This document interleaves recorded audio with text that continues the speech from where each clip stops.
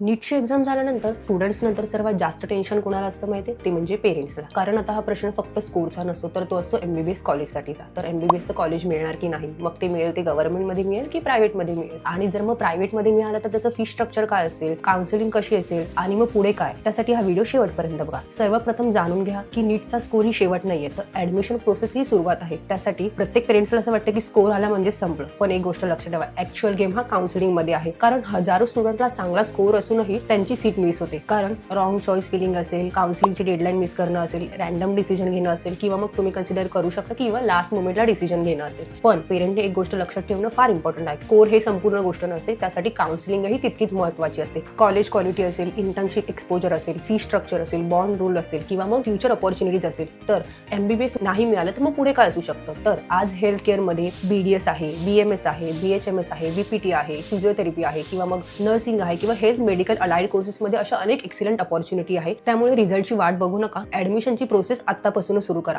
कारण smart student लवकर planning करूनच त्यांना चांगल्या कॉलेजमध्ये ऍडमिशन मिळतं. म्हणूनच पेरेंट्सनी योग्य डिसिजन घेऊन त्यांनी त्यांच्या आपल्या मुलाचं फ्युचर योग्य पद्धतीने अपग्रेड करू शकता. जर तुम्हालाही एमबीबीएस काउन्सिलिंग असेल, स्टेट काउन्सिलिंग असेल, कॉलेज प्रिफरन्स बद्दल जाणून घ्यायचं असेल, किंवा मग इन डिटेल किंवा कुठलाही मेडिकल अलाइड कोर्सेस बद्दल माहिती करून घ्यायचं असेल, तर कमेंट बॉक्समध्ये नक्की एमबीबीएस म्हणून कमेंट करा आणि आत्ताच SREC ला कनेक्ट करा. थँक्यू.